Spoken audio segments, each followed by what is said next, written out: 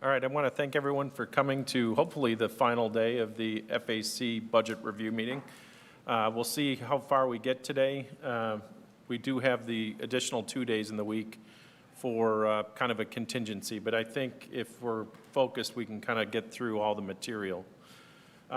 Starting out, we're going to go to marketing, followed by admin, and then I'll follow up with that with the consolidated budget financials, talk through reserves, and go from there.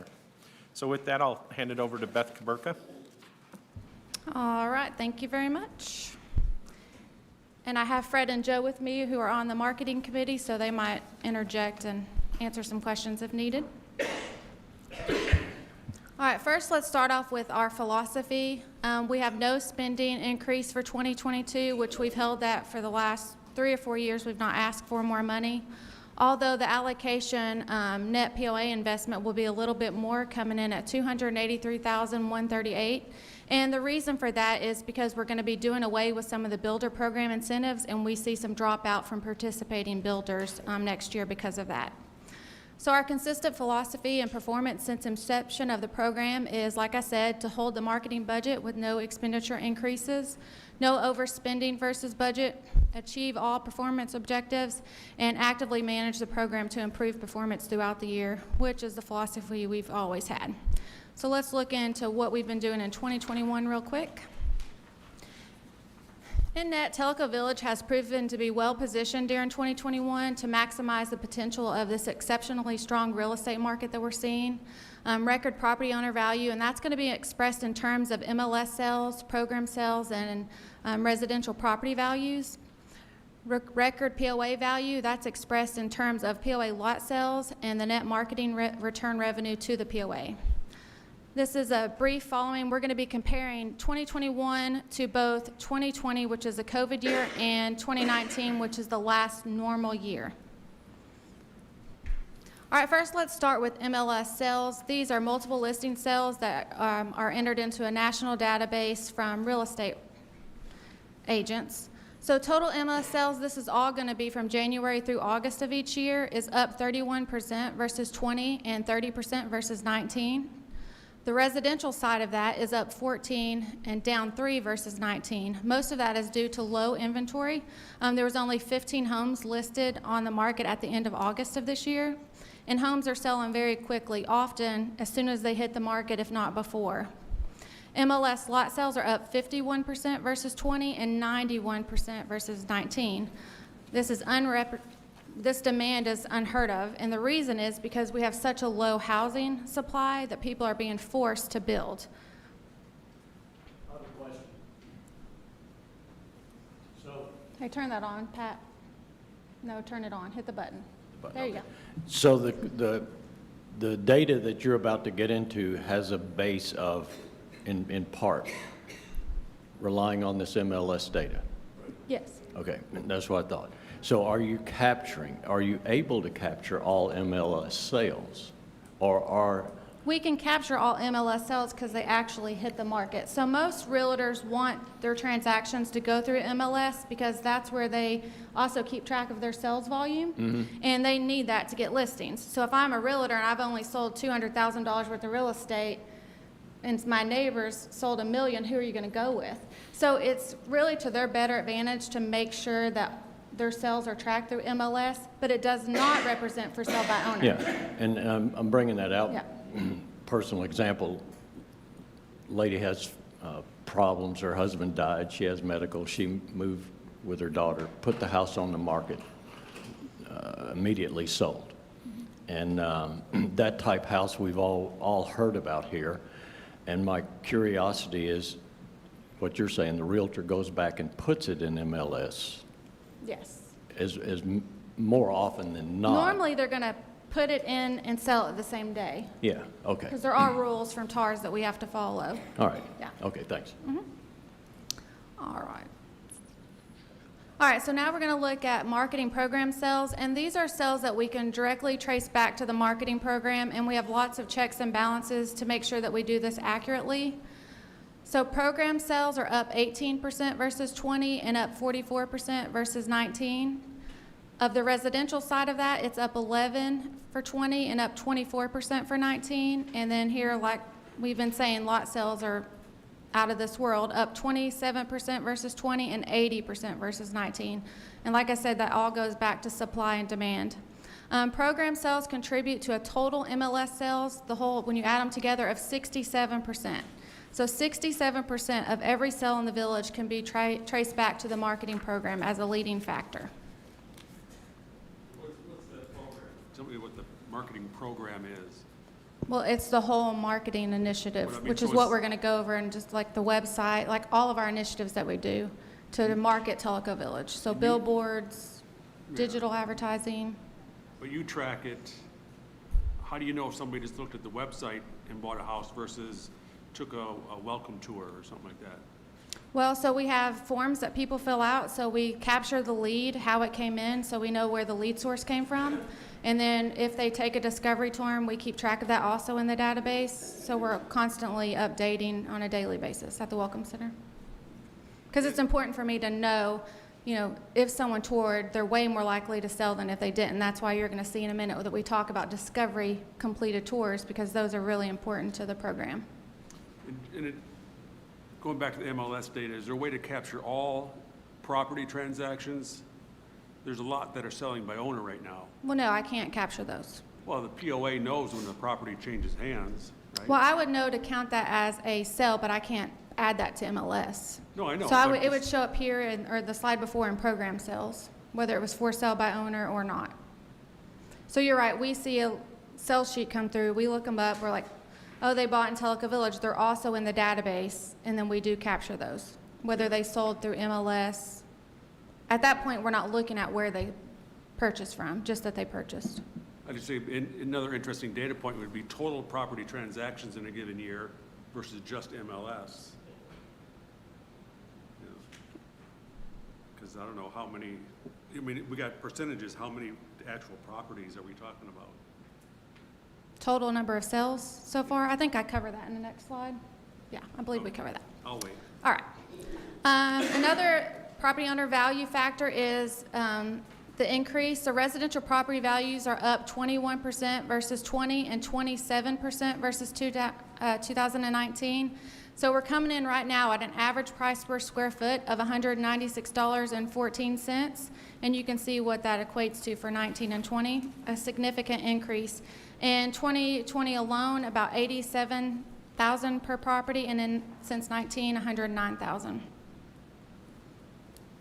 And this is just a graph to help you see from the start of the marketing program, which is in 2013, is when we officially launched the program. That's what the price per square foot is.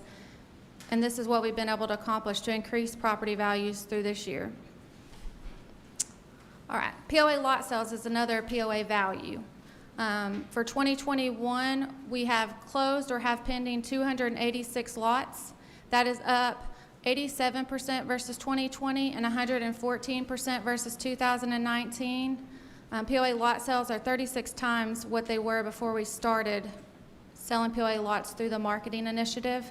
And a lot of that was due to starting a builder partner program in 2015. As a result of this extraordinary performance, POA lot inventory has been reduced to only about 350 total lots, with most of the desirable lots sold during this year. Beth, the question for you. Yeah. There's approximately 100 houses that are or 100 lots, excuse me, that are way past due, and we talked about deed in lieu. Mm-hmm. Have you guys prioritized those lots, and I'm just thinking about desirability here, to say, you know, there's 10 of these that we ought to really chase because we could, you know, easily sell those lots because they're highly desirable. Has that been done? We didn't do it based on the desirability of lots. We actually met about a month ago and took the top 25 that owes us the most money. Okay. And then we worked with our lawyer who does our collections, and he's actually should have an analysis to us today on all the history of those lots. And we are currently negotiating 3 different parcels to get back at as a deed in lieu. Sometimes, obviously, I'm pretty feisty, and so is Richie, our lawyer, so we don't just, oh yeah, we'll take that. Normally, we try to receive some cash back Understand. as Yeah. well. So. Okay. Yeah, is but we there- are working Is there a on that. desirability component that would help you yeah, so address what that we- last point, though? Yeah, That's so really what was I thinking do about. is I'll go in and evaluate the lot, Okay. see what I think we can sell it for, because that's important in our final negotiations. We know what target we're trying to reach. So this is just an example. Say they owe us $10,000 in back POA assessments. You obviously have the legal fees that we're going to have to consider in this negotiation period. And then I think I can sell it for, say, $6,000. So what we would try to do, because the true value they owe us is 10, is like, all right, if we took 6 in a deed in lieu and they give us 3,000, well, then we're right where we wanted to be. That doesn't always work. And every single case is just very, very unique, and we have to look at them all individually, which takes a lot of time. But yes, we're working on it. Okay, Yeah. thank you. Beth, I have a question too. So you talked about how the most desirable lots have been sold. Of the 350, any idea how many of those are likely unsellable?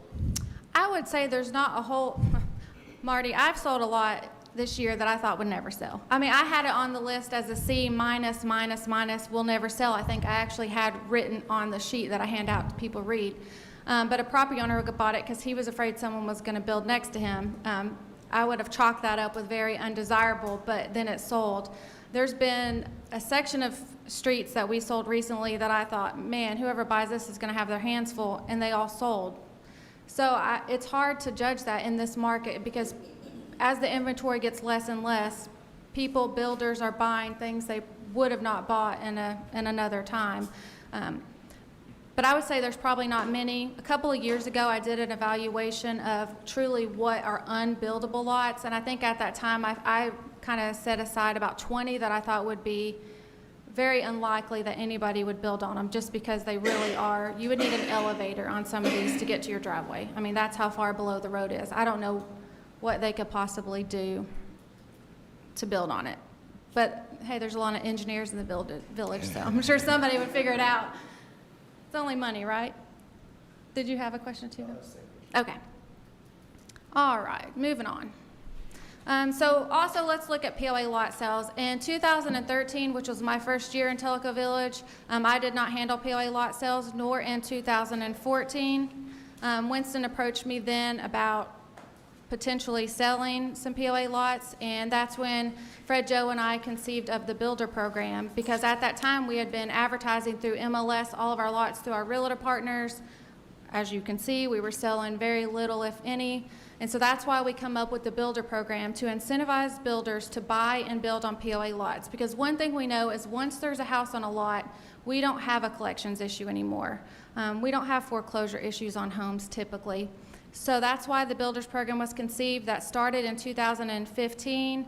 As you can see, it's just continued to grow and grow and grow as we are in this year. Next. All right, POA net return on the marketing investment. This is something that we presented to the board in the marketing update recently. But the POA marketing program will represent an extraordinarily return investment to property owners. All in, first half of 2021, net revenue that the POA returned has been $1.1 million, over 4 times the level of the market investment given by the POA. Total marketing revenue comes in at $1.4 million and total marketing costs at $278. This is through the first half of the year, like I said. So this net revenue return on the marketing investment will continue to increase through the rest of the year. We're going to kind of go into a little bit of the details. You can see where the revenue comes from: contractor revenue, realtor revenue, advertising revenue, and then the cost, POA lot sales, the lot assessment of revenue. We also take into consideration ACC fees that are from marketing program lot sales and all the connections. So that's where we get the total revenue. And then on the cost side, you have all of our direct expenses: salaries, benefits, electric, building maintenance, depreciation. We take into consideration the taxes paid on all POA lots, and then any public works or ACC oversight. So that's how we get to that 1.1. Some conclusions for 2021. Through August, the program has proven to be extremely productive in terms of return on both property owner and the POA investments. Moreover, the marketing team believes that performance will remain very strong through the balance of this year. Our plans and programs that are currently in place have proven to be very efficient and effective. Recent performance in terms of database lead generation and discovery requests and visits are highly productive and are performing well. the housing market and the economic update analysis that was distributed to you yesterday separately and will not be covered at this meeting, but also shows some very important indicators that we need to keep an eye on through the market. The good news is we think 2021, the remainder of this year, is going to be great. However, the same report also shows that we are having a decline in consumer confidence, and there could be a weakening in the real estate market, especially with the COVID variant, and there's some long-term impacts that, I'm not a forecaster, but we try to watch the market really, really close.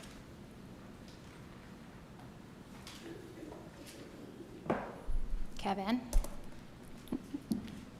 So I like my clicker. Just kidding, Kevin, you've Okay, done feisty. fabulous. You've done fabulous. So this is our proposed 2020 marketing program and then discussion following it. All right, so, it's kind of off. Sorry, I'm not going to climb on a chair and move that over. So what we've done is, this is 2020 plan, 2020 actual, 21 plan, and 22 plan. The total number, the 405, is the same as it's always been. And as always, we go through and adjust the spend levels based on what our needs are.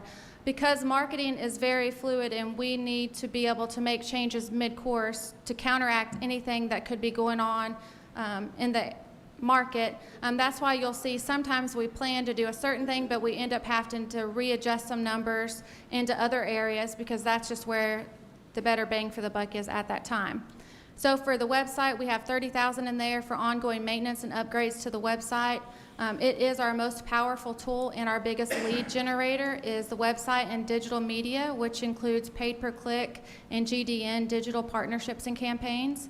Also magazines, you see we used to spend a whole lot in magazines, but some of the magazines that we used in the past went under due to COVID, like Where to Retire.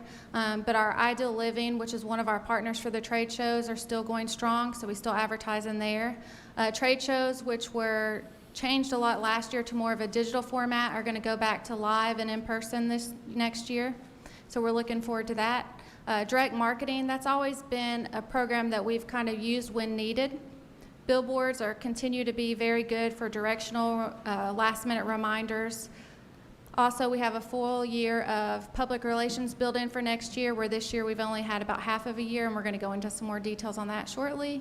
And then development and production, we plan on doing a new video. It's been about 4 years since we did new videos, some new billboard production, as well as just replacing current magazines, trifolds, and that type of stuff. Some of the background, as noted, 2021 has been an exceptional year in terms of marketing program incremental return to both property owners and the POA. We believe it's not prudent to anticipate this level to continue through all of 2022. A historically strong real estate market is slowing, both in terms of existing home sales, high selling prices, lack of inventory, and then new single-family housing starts, builder commitments. Most builders they're already full for 2022 at starting 2 or 3 or whatever their comfort level is every single month next year. So people who come in thinking they could just start a house in a couple months, it is just not the case. Also, supply chain issues. I know people are so sick of hearing COVID and food service, COVID's a problem, and it really is a problem, but it's also a problem in building. You can't get materials. I know of several houses currently that have temporary garage doors on them because their garage doors they picked out 8 months ago still aren't in. So there's just a lot of factors included in that. Also, the decline in consumer confidence as it relates, but not limited to COVID, as well as just the real estate market in whole.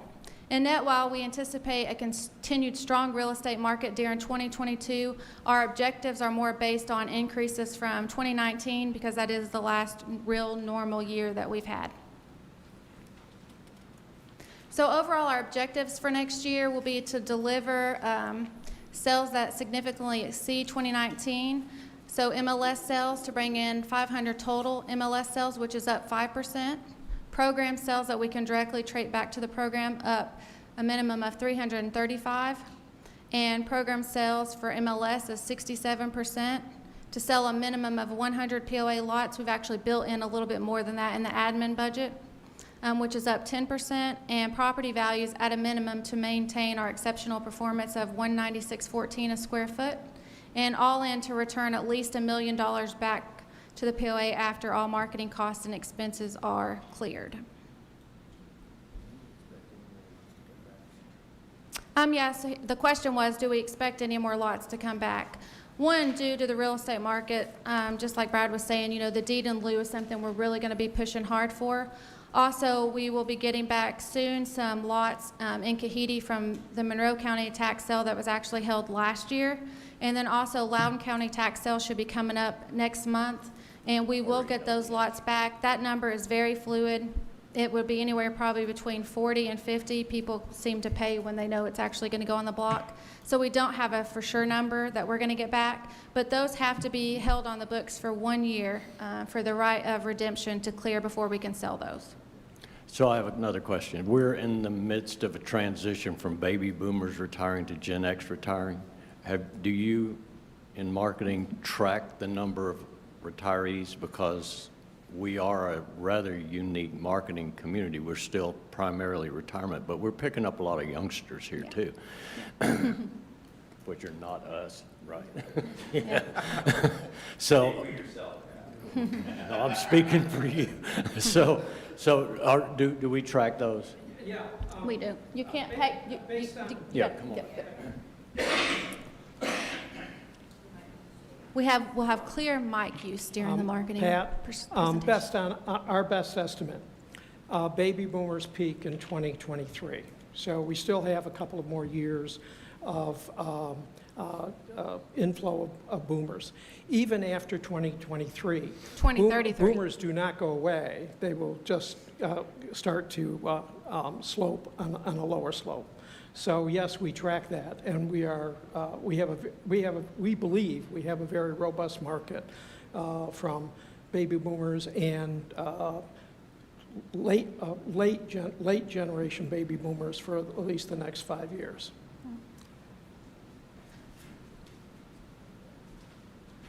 And you are correct. Yeah, you're correct. The data shows that in 2023, it peaks, drops a little bit, goes up again in 2028, but not to 23 number, and then it starts significantly dropping. So the challenge is dump them now, right?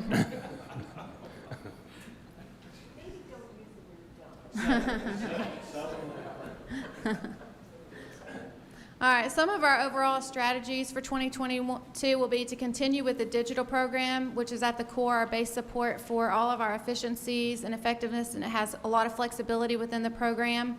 To maximize our PR program to build awareness and the reputation for Telco Village's brand, and to hold an extremely effective digital mail program in reserve for when we need it. To anticipate any slowdowns, we can use that tool to re-energize the database, to maximize Poa Lot Sales revenue in a strong market with limited availability inventory by modifying fee incentives to the builders, to upgrade and freshen the website, videos, and billboards and other materials as required to be consistent with our look and feel of the new website, and to continue to monitor performance. We look at this weekly since COVID started versus monthly like we used to, just to make sure that if we need to make any changes that we can do it in real time. Also, to continue to actively manage the program through mid-course corrections as appropriate, which we've always done. Now we're going to go into a few of the programs. We started a new PR program this year. In June of 2021, we started with Fletcher PR and Marketing. They were selected to work with us. In April to August, Fletcher developed, among other activities, a new robust media kit. It's digital, and it went out on the newswire. They also distributed to a news release. They've identified and commenced developing relationships with 307 media contacts across. Nearly 100 of those are print. Created 2 byline articles and editorial that have been released and had placement in numerous outlets, and installed various monitoring and tracking software reports that are presented to us on a monthly basis. Early results have been very impressive. The total pickups on the news release alone was 153 outlets. We had 184 click-throughs. The Associated Press outlet distribution was 968. Some of the key placements that were included is Yahoo Finance, MarketWatch, Morningstar, and AP News. The byline articles have appeared in major U.S. markets, including the top 10 DMAs with 893 total placements. During 2022, our initiatives will have new story angles to be introduced, and our target is 300+ media contacts, including national and influencers. The email program that I was speaking of, an e-blast went out in late of 2020 to 18,000 qualified leads. And what we saw is a re-energizing in that database, and we plan to do that again next year as needed to build awareness and to generate visits to the website. Maybe people hadn't been back to the website since we redid it. So what we saw is a 42% open rate, which is really, really good. An average is 19%, and then click-through rate of 19.8, where the average is 1.8. This actually generated 66 new conversions. We were going to do some of that this year, but with COVID, we were afraid we had limited tour guides involved, and we didn't want to overwhelm the system, and the numbers of requests and tour completions has held really strong, so we didn't see the need to do that so far this year. That doesn't mean that we won't. This initiative will be used as a hip pocket program for 2022 and will be pulled when needed. Beth, question for you. Yeah. When we get people that come in and then ultimately buy here, what are the top 5 reasons that they say they buy here?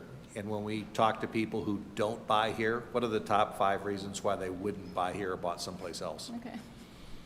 Joe would like to answer that question. Okay. I'm a tour guide, and so far, since I went back to touring, I've toured over 50 people since the middle of June. There are primarily 4 reasons why people select Telco Village.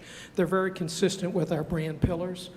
First is our ideal location, and then the second reason is our outstanding amenities.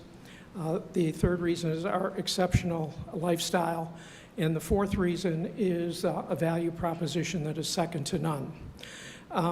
A couple of years ago, the marketing team did a survey of individuals that had come into the community over the past 3 years, and the 4 themes that I just touched on were replayed in that marketing survey. So those are the reasons that people are coming to Telco Village. How about the ones where, do we have any feedback for somebody who came, they visited, then they said, no, we're buying?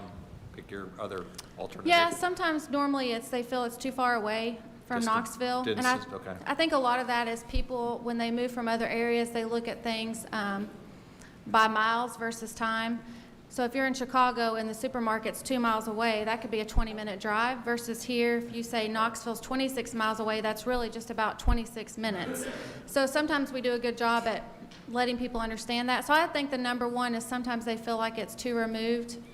And number 2, they don't get that feeling that it's right for them. You know, it's just that gut check.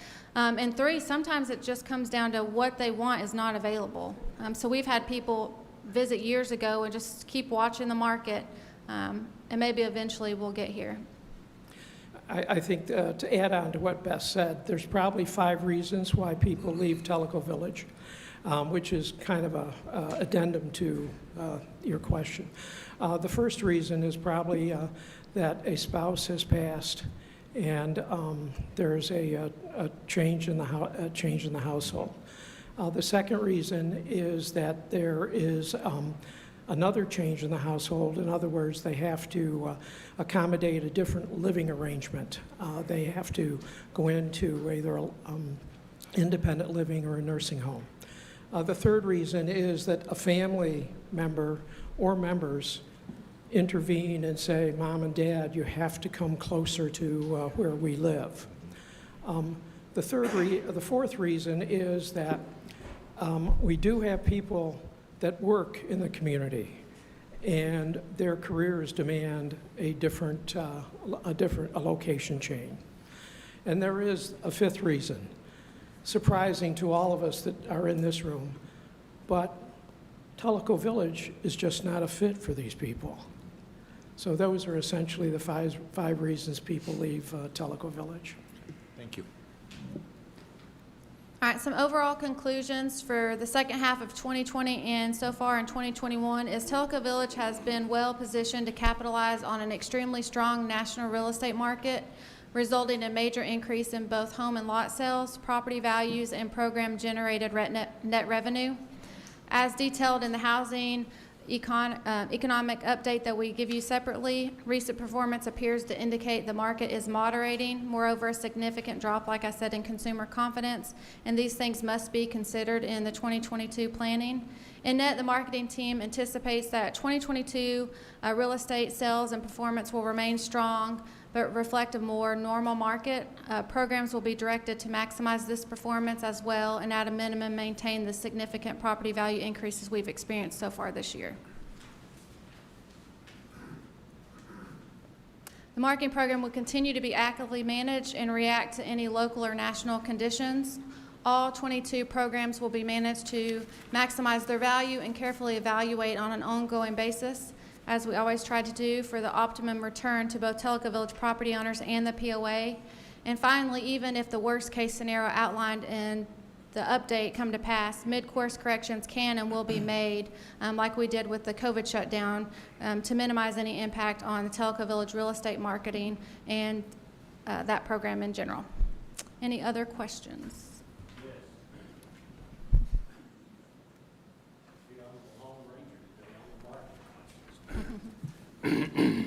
So anyway, I went back, and on page 16 of your presentation, and it's in the middle of the page, it's POA lot sales minimum, 100 POA lot sales, up 10% versus 2019. Then I went back even further, and I looked at your POA lot sales from, what was it, you said you started them in 2015, something like that, 15.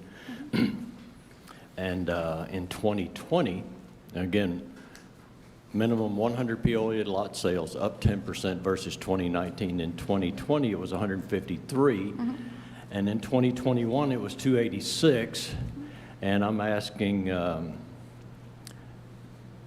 is this moderating market, to use your term, justifying reducing that much, 91 in 2019, 286 in 2021, or is this a plan for, using most recent term, a worst-case scenario? It's kind of a middle of the road. So what we have going on here is we are down to 350 lots. Of that 350 lots, only, I'm rounding here, Pat, let's say about 200 of them, it's right around there, are actually sellable. So what I mean by that is we have a list of lots that we took back from past tax sales that I can't just sell today. They have bad titles, so that requires legal work to clean up the title. So they're sellable, but they're not sellable. I hope that makes sense. So when you have just 200 lots that I could easily sell today, knowing that these are the worst lots we probably have, I mean, there's some good lots, don't get me wrong, but that really gives me an inventory of 200 right off the bat. So for me to tell you that I'm going to sell all 200 next year, I just don't think that that's going to happen. So that's why I said a minimum of 100 POA lots. And in the admin budget, I think we have budgeted for 190, which I think is aggressive, considering what we know and what our level of inventory is. And I've been doing this for a long time. Also, another big consideration is that we're going to be doing away with most builder incentives next year. So not only is that going to hit my marketing revenue, it's also going to impact POA lot sales. How much? Well, we don't really know because we haven't done it yet, and I'm not a forecaster, but I think a minimum of 100 is right on target. If it's a little bit more than that, great, but from an actual revenue standpoint, Kevin has built in currently 190. And the one thing I want to add to that, because, I mean, I certainly like to push people during the budget of what they can, achieve. We had this conversation yesterday. I originally had 240 lot sales because, Beth is going to have the most outstanding year this year. I mean, she talked about what's kind of already pending. I have her finishing this year probably close to 312 lots if the fourth quarter, goes according to plan. So those 190 lots, you have to remember, when I dropped from 240 to 190, I thought, oh, Lord, I'm going to see the huge drop in the revenue number. And because it's gated over the full 12 months, some of those lots don't start generating assessment revenue until the last few months. So to drop from 240 to 190 costed me about $45,000 in revenue. So it was a lot less than I thought, and I'm like, okay, are we, being too conservative? I don't think so. Beth's pretty forthright about, most things. So, All things. so, just to kind of put that in perspective, though, obviously it's important, we closely track kind of our jump-off point, especially from last year's, the 2022. That's a huge impact on our revenue stream going forward, and you'll see that in the admin side. So, we could debate that assumption of 190, but I think it's doable, and she's kind of complained enough that I think it's also a little bit of a stretch, so. I think the bigger impact is the revenue you get from selling a lot, not the POA assessment in the next year's budget.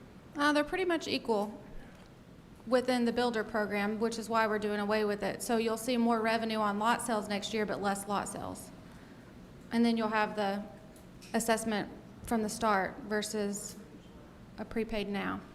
Well, I mean, you got $500,000 this year. Was that just first half, your $500,000 lot sales?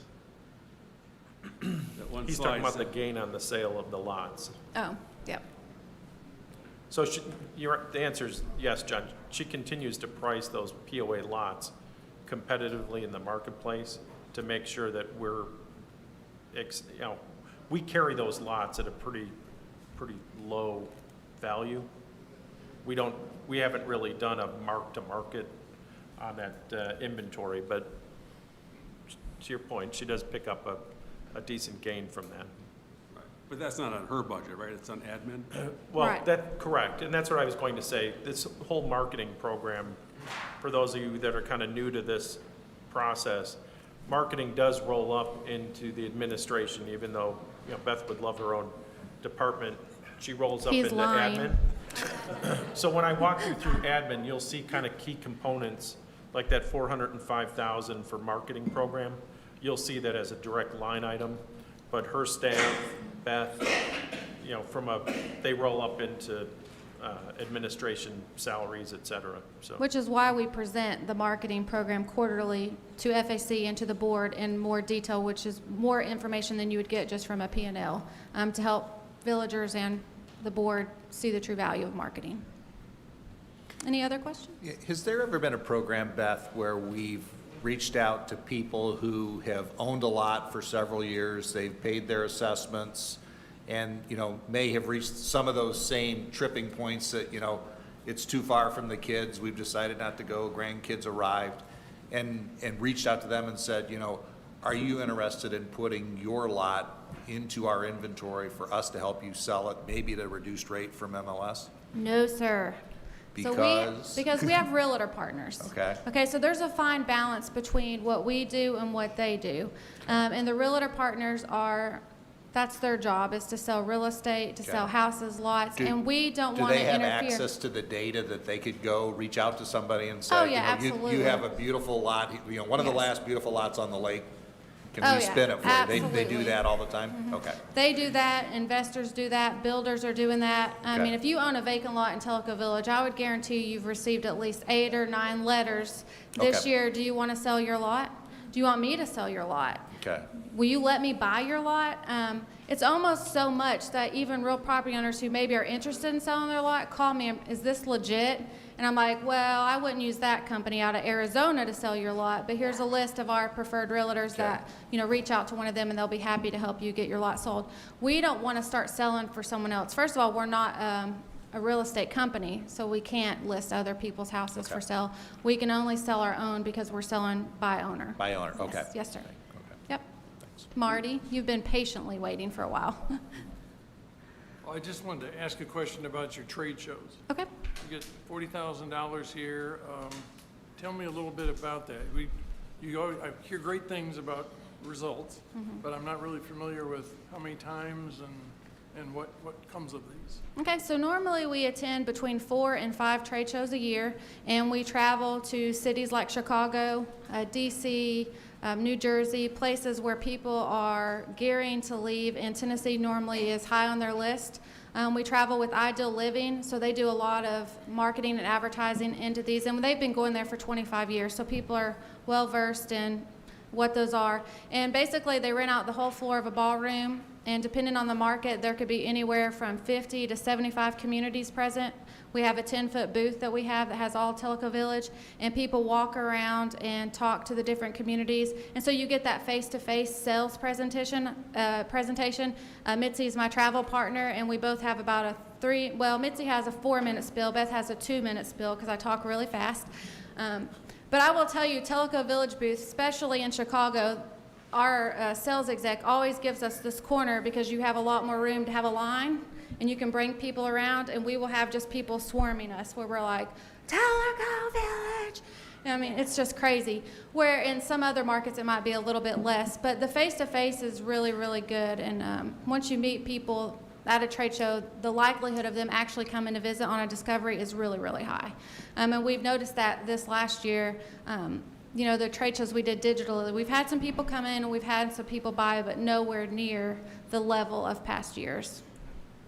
Well, the other thing that in the future, do you see this program going on? I mean, between what, 2008 and when you started this in 15, we really had no way to build brand loyalty. I mean, you're using this also, I guess, for that as well. And will that continue into the future? The trade or will you shows? dial it back? Yeah.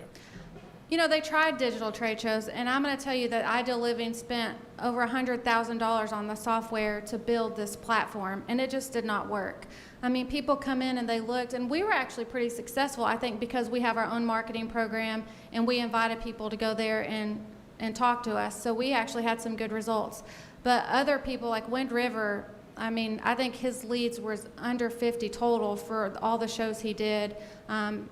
And it just really wasn't good for him, which they are a little bit higher market.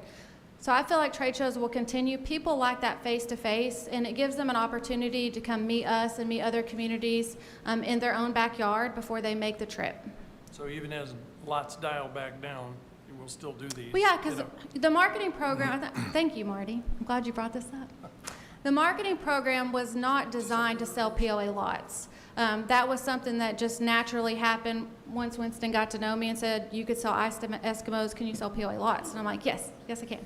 And so we kind of started that program in 2015 because at that time, POA lot inventory was about 800 to kind of bring those back on the payroll per se. But the marketing program was actually started to increase property values, to make Telco Village a place that people want to and remember to come. Before, I don't know how many times people are like, oh, I never heard of Telco Village. I mean, they just didn't know about us. And also, part of our initiative is to represent Tennessee, because when I first started doing trade shows way back in 2004, and I said, oh, you want to come to Tennessee? They would look around the booth, make sure I had shoes on. They're like, you have teeth. I mean, the perception, I'm not even joking, the perception of Tennessee was just not what most people were looking for in retirement. So we have really increased. We're in the top 5 now of requested states to visit, but Telco Village will always have to market itself in the market. You're always going to be trying to bring in new people to replace the people leaving, and as we reach build out, that's going to get more and more important. What we don't want is in 2012, when I came here, there was like 500 homes on the market. Average selling time was 9 months if it sold, and the price per square foot was only $121, and that was total, lakefront and all. So you will always have a marketing program. You should always have a marketing program. Thank you. Yes, sir. We'll keep the Marty thing going here. That's a good segue into my question. So as much as you would find it hard to believe, there are some people in the village that think, hey, we're full, very few homes on the market. You can't get on a builder list because, you know, they're saturated too. Isn't this an opportunity to scale back marketing efforts? So I'm just asking, how would you address that question? Well, what I would tell them is you want to strike while it's hot and make sure people remember you, because I have seen people who come here and visited and are waiting to build or to buy, but they're still waiting on Telco Village. Or that's where you see rental programs being really successful and important in Telco Village, because people want to rent while they're waiting. And I would say the bigger builders in Telco Village are saturated. However, what we saw is about 15 or more, Clayton probably could answer this better from ACC perspective, new builders entering our market that had never built here before. So I think we'll see a lot more of that moving forward as we'll have more builders coming in. Telco Village is not full. You know, at 6,800 build out, we're at for almost 4,800 homes. That's 2,000 lots that are still meant to be built on. Telco Village was designed and developed very smartly by Cooper to reach build out at 6,800 plus. Our infrastructure can handle it. We've had, you know, might need upgrades. We're waiting to hear back from Clayton and team on, you know, what those recommendations are. But I would say the market itself will control what we do and what we don't do. We're not asking for any more money. To rebuild, if we took off a year and tried to catch back up, we will be in arrears for 2 or 3 years to catch back up to where we are in the market with awareness. So for $1.1 million return on your investment, I would say, no, it is not a good time to scale back. And $109,000 in the last 18 months. Yeah. Property values. That's what I would say to people, Marty. And you're welcome to send them my way. Beth, if I could give some information about that, because I know that's a common question, and it's important for people to really understand why that works. And just a lot of times, whether it's a community like ours or a corporation, one of the first places they want to strike if they want to lower expenses is marketing, but then oftentimes that lowers your revenue as well. So you've just kind of cut off your nose to spite your face. But I did some research on this because of these questions coming up, and if you look at websites where people are found when people are searching for places to retire or places to live. And I just narrowed it down to only Tennessee. So I looked at 55places.com. The first property listed is Fairfield Glade. Now, as Beth mentioned, we're in the top 5 states that people research to look to retire. We also were the #1 one-way rental for U-Haul last year, I believe, and I don't know about this year. It could be the same. But why are these other places in Tennessee still marketing? Because they understand the value of that. So Fairfield Glade is first on that one, and then Telco Village. Retired.net, Wind River, Tennessee National, Rarity Bay are the first 3 neighborhoods that show up. Telco Village is 20 entries later, and that's probably because we're not paying to be in that top 5 right now. But I mean, if you just look at the trends, we're not the only ones who are marketing, and people will find Tennessee. That's been proven. People will even find East Tennessee. But will we be top of mind? Will they remember us? Smart Asset lists Telco Village as the 2nd best investment in retirement in Tennessee. That's a big deal, and that requires, you know, there's more to this than just the ads that you buy. That requires constantly being in contact with these people, updating the information, making sure that they have the right thing so that when people are searching for us, they find the right thing. These are very labor-intensive things. I'm sure that you spend a lot of time doing this. And then niche.com, Telco Village is listed as #7 on the best places to retire in Tennessee. If we do away with our marketing program, none of those places will know about us and will fall off the radar. So it stays important, even in light of recent growth. Just one more thing. You got to use the mic. Just one more thing. I think first of all, you know, you got to go back to where we started when it was 7 or 8 months to sell a home in Telco Village, and as Beth said, the property values were way down. But one simple stat, if you look at our percentage of sales in Telco Village that come from leads that are generated from this operation, it's 2/3. So 2/3 of the sales here are because of the leads. The real estate market, stated very simply, would not be anything like it is today in Telco Village if it were not for this program. Any other questions? Yeah, a couple of requests. On your data for Poa Lot Sales, the graph, could you add average sales price per lot to Yes. match? Because it's one thing if the price per lot is going up versus going down, and it's an inverse relationship. Other thing is you have statistics here on how much our value has increased over the year per square foot. It'd be helpful if you put national data so we can see the gap that you're generating additional value because of the marketing program versus, you're throwing a stat out there, well, what if the US data shows that it's the same? National retirement community plan? Your price per square foot, Saying you want us to compare it. then give me options. The other question I've got, I have is national universal, which Well, is apples and oranges. then, We want to do it.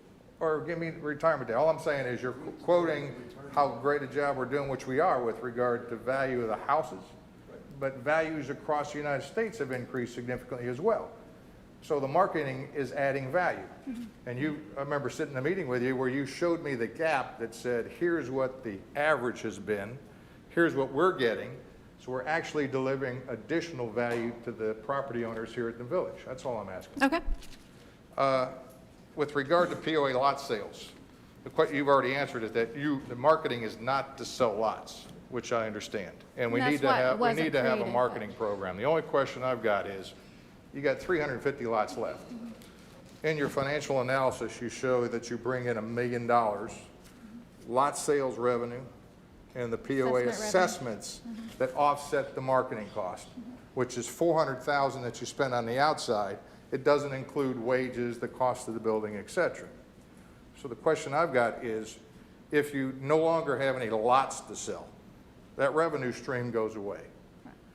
Do you anticipate in your 10-year plan that marketing goes from spending $400,000 on the outside to something less? Maybe, but with the new land acquisition. Well, that's, Yeah. I mean, that's just, I, forget the land acquisition, just steady state. And I don't expect an answer Okay. now, but we'll see it in your 10-year plan. But let me just say one thing to that. And we keep coming back to this, but if I can just do this. I want to underscore too, and Beth said it before, the reason why the marketing program was created was to do two things. Was to guarantee as much as we possibly could in a community that is aging, that when people had to sell their homes to move on to the next stage of their lives, they would be able to sell their homes on a timely basis and at a fair price.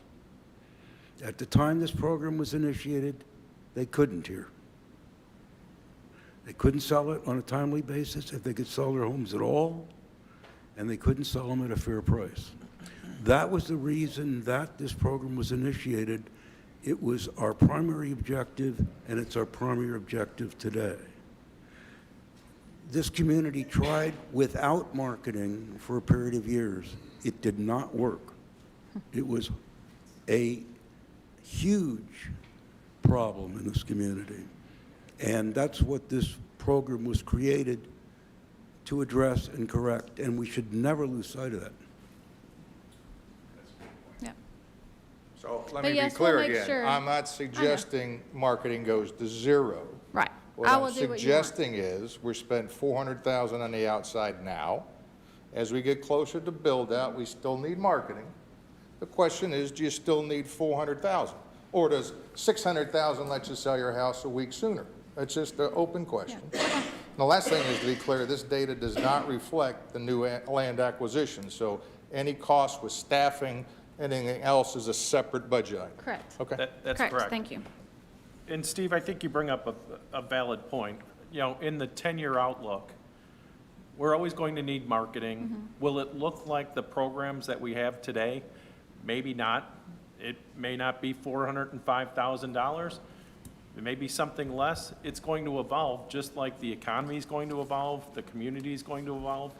There's, you know, Beth will continue to evaluate effective ways to reach the market and to bring them to Telco Village, so, Yep. good point. Anything else? All right, thank you. Thanks, Beth.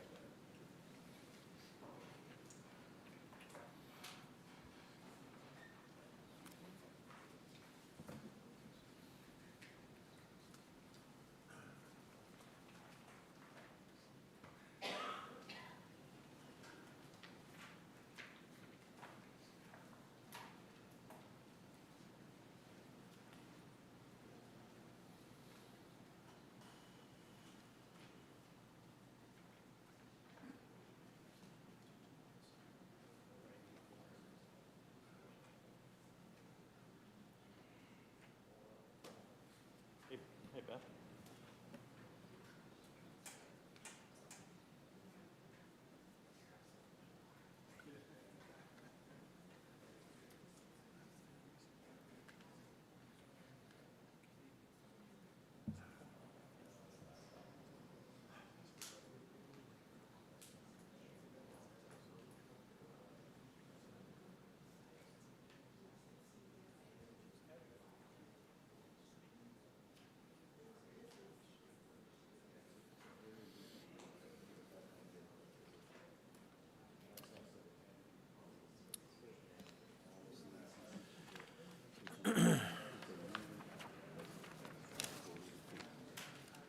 Okay, why don't we get started on administration?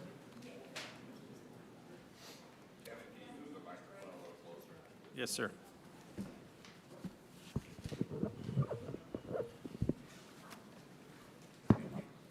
Yep. Some 2022 highlights on administration. Right now, I've got assessment rates being lowered from kind of the previous year's expected rate increase of 5%. It's lowered to 3.7%. And you've asked yourself, well, how did you ever come up with 3.7 to be precise? You'll see in the assessment detail that I've got a little bit later on. I was implored by some POA staff and many villagers to try to round the assessment to a whole dollar amount. And I cannot tell you how much coinage we get in the office with people get frustrated with cents, trust me. We talked a little bit about the Poa Lot Sales, slightly lower than the 2021 forecasted level. So 190 lots we have built in. Some other big items, we've got the transition for the Telco Village CEO, assumed to be filled July 1st, which would provide a 6-month overlap with Winston Blazer. We do, just like we had in this year's budget, I carried it over into 2022. We have $100,000 set aside for a retained executive search firm if the board so chooses to go that route. We continued, and we talked about it many times throughout all the presentations. We've got a higher investment in hourly staff, taking most to $15 an hour. I have the incremental equity adjustment that the board approved. It's roughly, it's exactly $160,000. You'll see that as a separate line item in the administration budget, and that's to be administered by HR along with Mitzi Lane and Winston. We went through, we talked about this at several board meetings. We went through a pretty extensive IT audit, looking at our IT infrastructure, weaknesses, strengths, came back very positive. You know, there's a lot of things we do in our network that are very secure for all of us.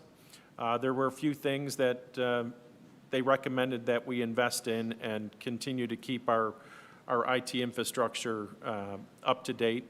So we've got that audit recommendations factored into the budget. Something near and dear to my heart, we had a placeholder in the long-range plan last year to look at financial systems upgrades. Our AS400-based system will go unsupported next year. So Charlotte, Tyler, and I have been very busy, you know, as we're rowing, trying to build an ark to get us to the future in a better financial system.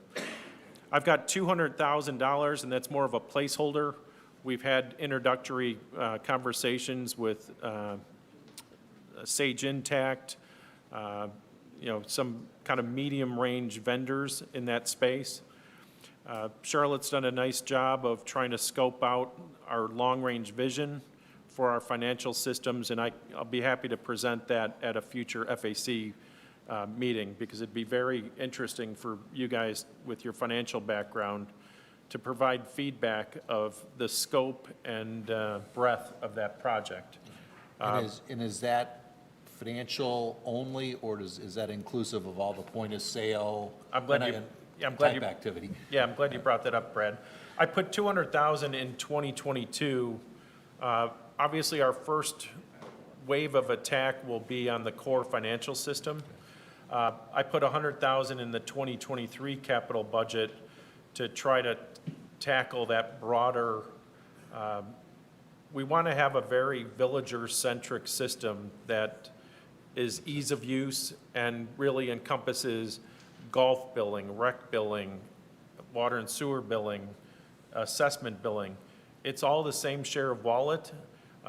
We understand villagers have a lot of points of contact with all of the admin staff. We think we could simplify that and make it a better experience for the village. So that 300,000 is kind of the placeholder in that project. And obviously, we'll do as much as we can towards the end of 2022. Hey, Kevin, quick question on that. Yeah. And probably a better topic for FAC meeting, but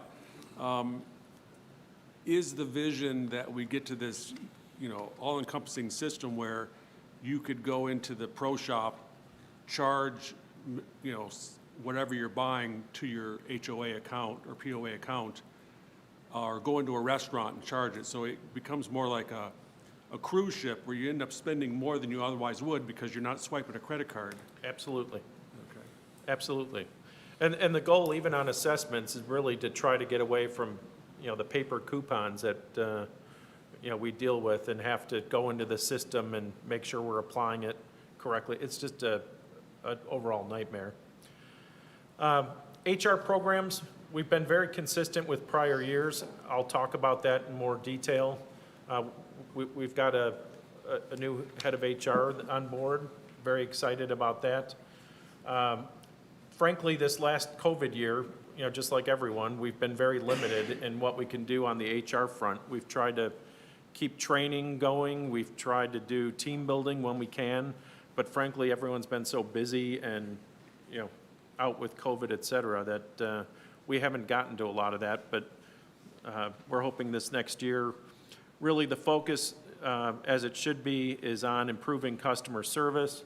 We've got a lot of new managers that have been promoted, so obviously coming up with strong managerial development programs will be a key focus for HR. And then marketing, Beth kind of covered her section separately.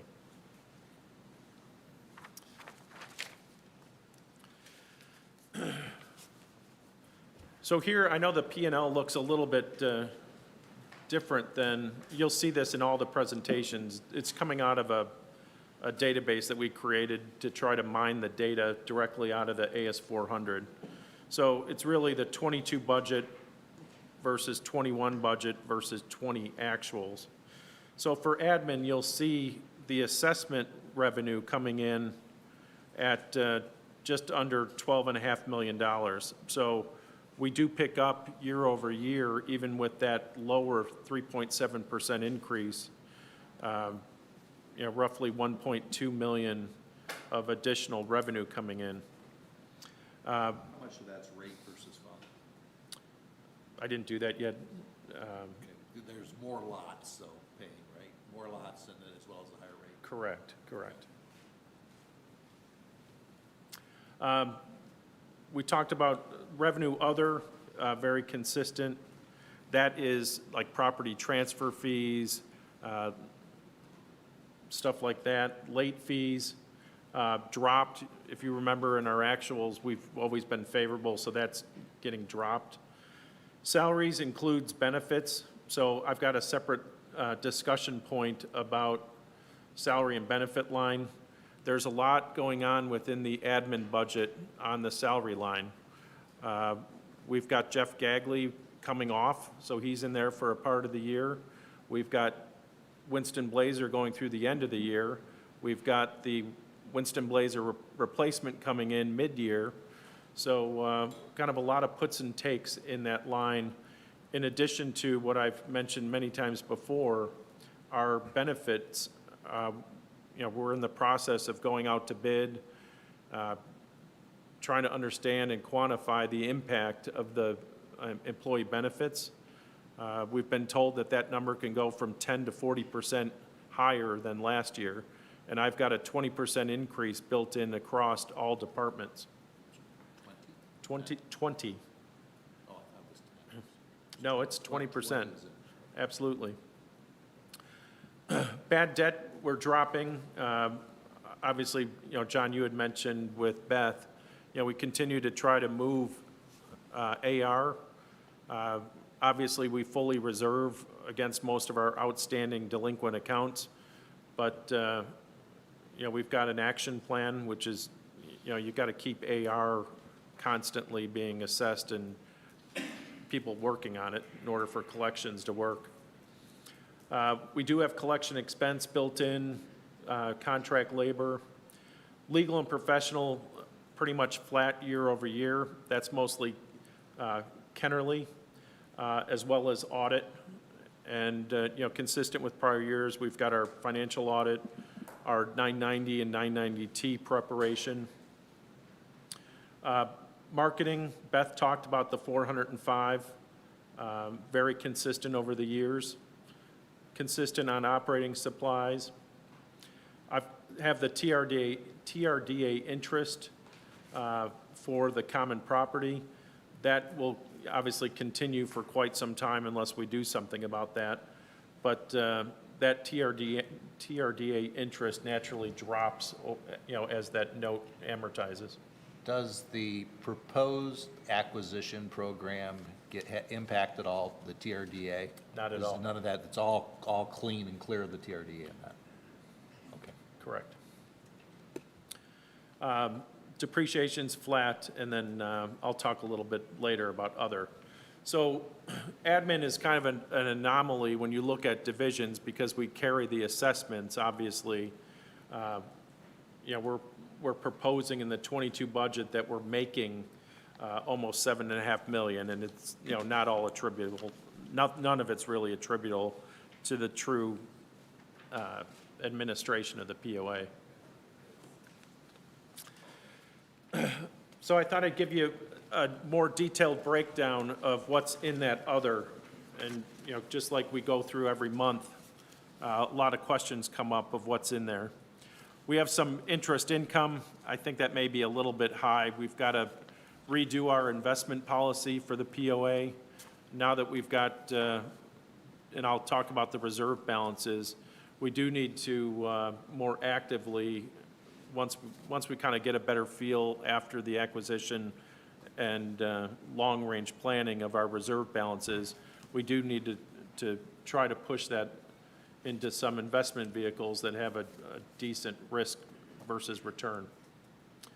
Beth talked about her marketing program. The realtor revenue flows through other revenue.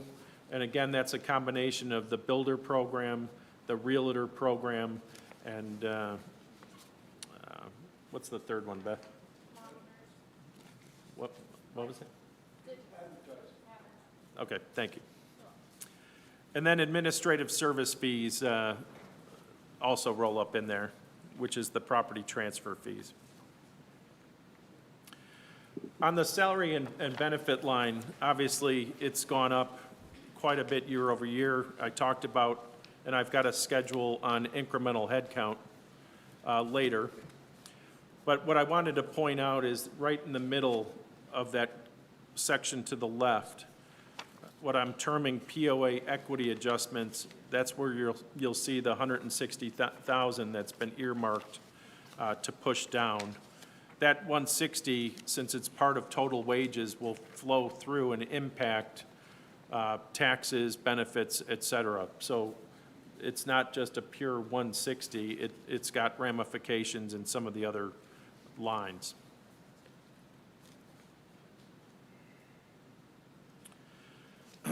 Personnel is another one. Can you go back one second? Sure. Group insurance.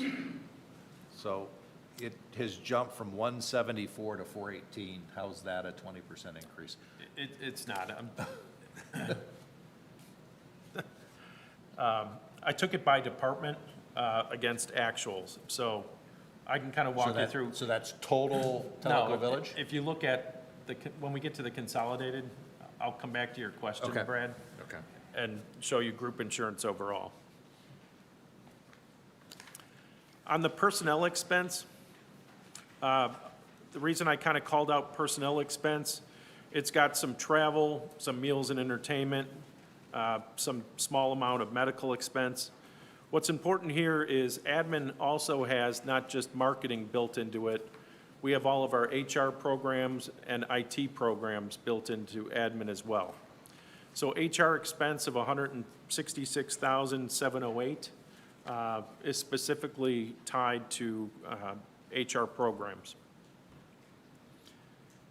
I don't know if you could see the detail here. The HR programs, again, very consistent with prior years.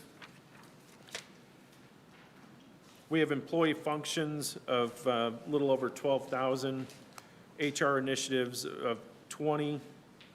I've got the 100,000 in the executive search firm built into that number. We have wellness programs for our employees which pay dividends on health and wellness, and safety training as well. That's going to be a key focus for Public Works. And then some dollars earmarked for recruiting and open positions. Any questions on our HR programs? On the IT side, we've got kind of ongoing software expense. A lot of our applications that we use have all pretty much migrated to software as a service. We've got some money identified to continue the IT roadmap, IT scheduling, POS software, which is point of service. And then we are in the process of implementing Concur on our payables, and that's roughly $45,000 a year for that service as well.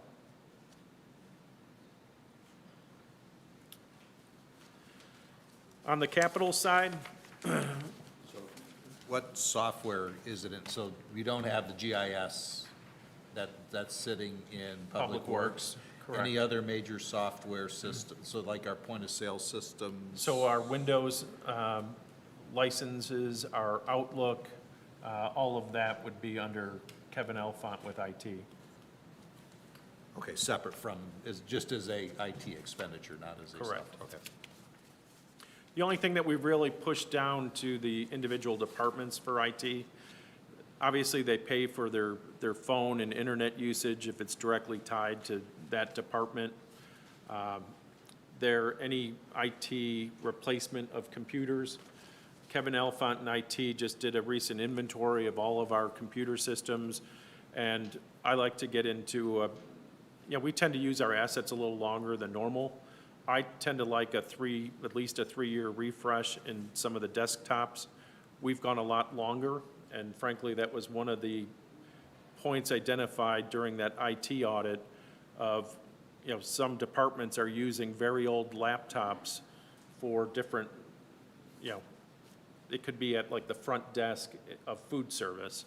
And some of those older hardware have vulnerabilities for intrusion in that. So that inventory, we factored in all the new IT equipment within each department. On the capital front for admin, I talked about the replacement of the accounting and financial system. That's really the only item for the 2022 plan, a little bit of carryover into 23, and then all the other major components in the out years really tied to previous cycles and investments that will just come up for replacement or renewal when the time comes. Hey, Kevin, have you looked at, rather than buying copiers, just doing the pay-per-click service? I mean, the industry went to that probably 15 years ago, where you don't buy copiers. They provide the copier, you pay per click, and they replace the copier, they maintain it. That's like standard in most companies now. Yeah, we use Novatech for our copiers.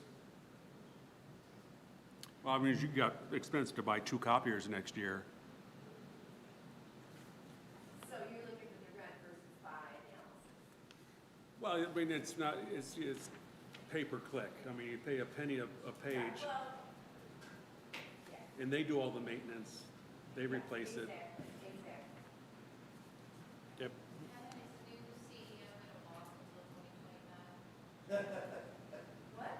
I plan on taking Winston's vehicle away from him.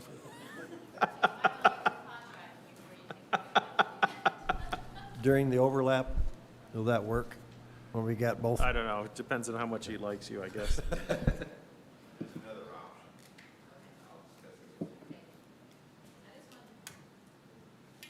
Yeah. And I know what, yes. We could always do an allowance. I prefer that for tax reasons.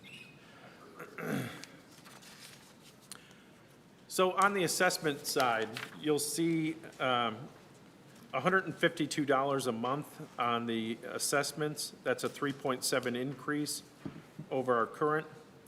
And assessed lots, we're going from 6,736 up. You'll see the 190 pattern in for Poa Lot Sales. And a 1% increase when I stress test and do some what-ifs on that line, roughly a 1% increase in the rate. So if we went from 3.7 up to 4.7, roughly equates to about $115,000 of incremental revenue. Again, I talked about the whole dollar rounding and look at simplifying the billing. Or the number of lots, your beginning lots, is that estimation what you're going to have at year end this year? Yes, so I took the number of assessed bills sent out in August, and then based upon like the Poa lot sales that Beth is projecting through the end of the year, that is really the jump-off point going into next year. An often forgotten, but a diamond in the rough here, the medical office building, obviously that lease continues through next year.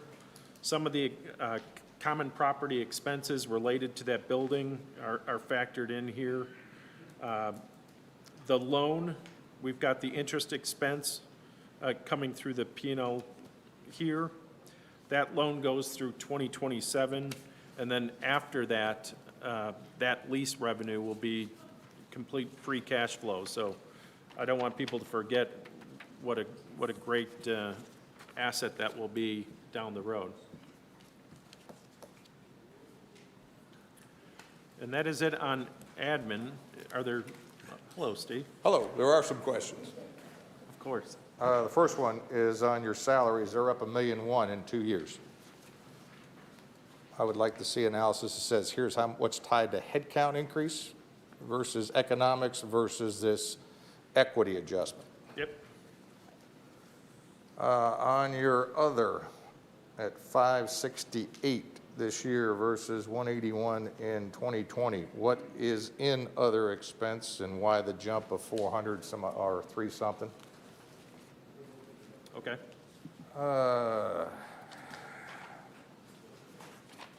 If we look at in your costs, have you included or excluded the recommended reserve fund analysis cost for a third party? I have the 35,000 in there. So it would probably be in other. So it is in there. Yes. Very good. Let me continue through the detail. On your total, that's on your capital spend for the new accounting system, which I fully support. Last year we had 100,000. Now we're up to 300. Yes. What's the difference? Well, I think the first go at that placeholder was for the core financial GL. Okay. That is very consistent with, it's embedded within that 200,000. If the scope goes beyond just the debit and credit side of thing, and we try to address all the ancillary systems that are floating out around the general ledger that interface with it, That broader project. would- Gets you to the 300, Exactly. okay?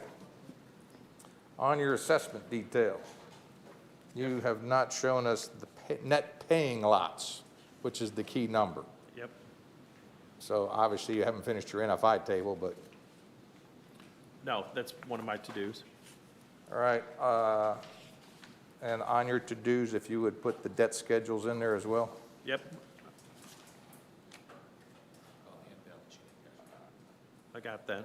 And all this, the 3.7 that you have in the first draft, that is before the land acquisition deal, correct? Correct. Okay? And I'm sure everybody realizes this, but at 1%, so you're leaving out to get to the max 1.3%, let's call it 140,000. If you pass on it this year, you pass on it forever. Okay. Yep. Any other questions on admin? All right. If you give me a moment, I'll pull up the consolidated, and we'll get to the punchline of the last few days.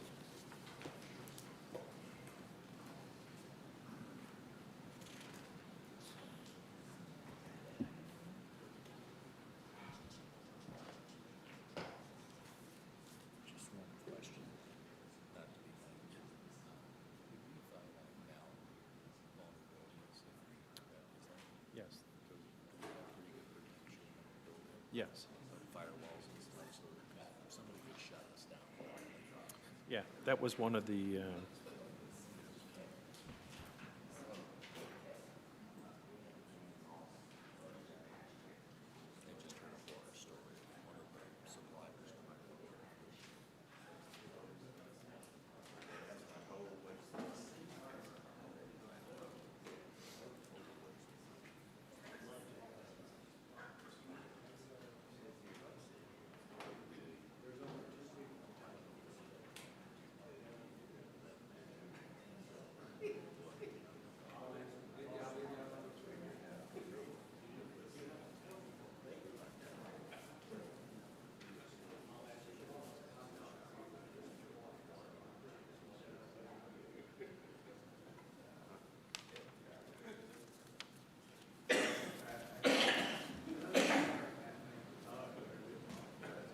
all right.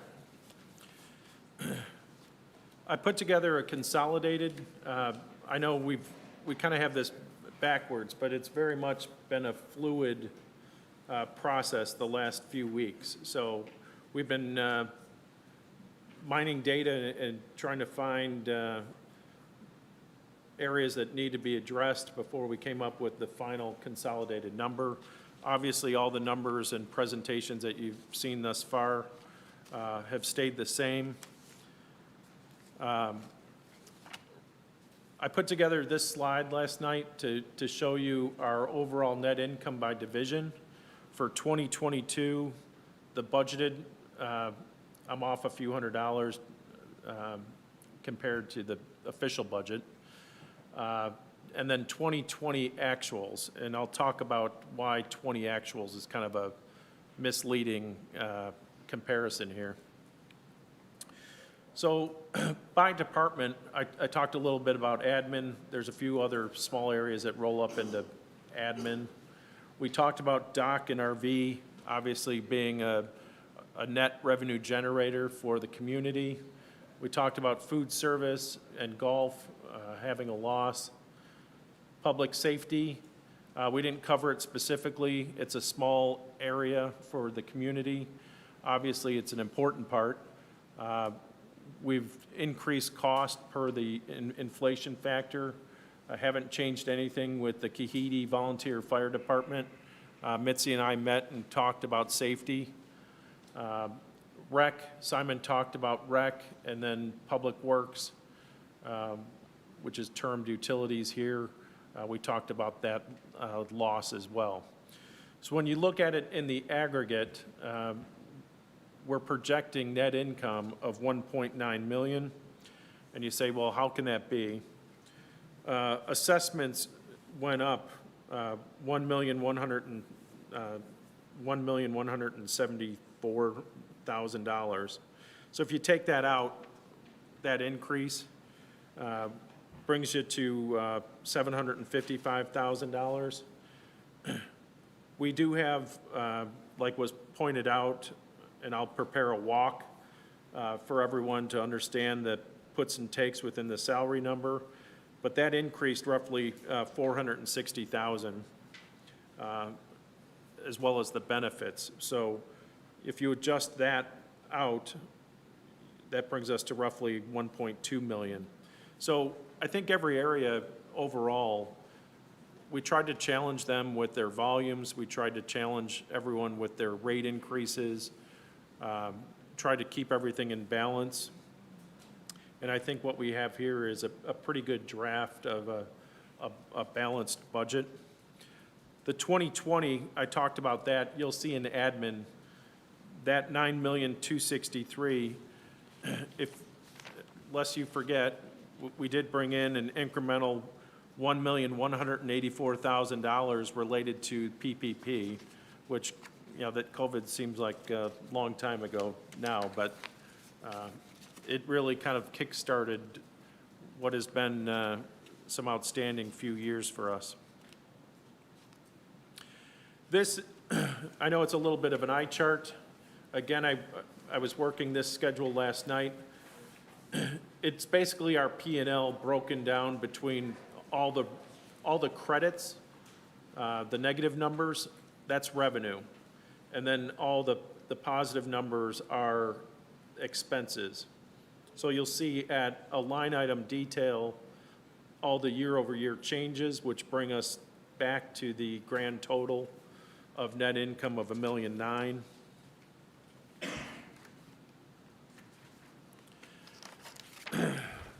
Some just general comments on the P&L. Obviously, the positive net income allows for continued growth of reserve balances.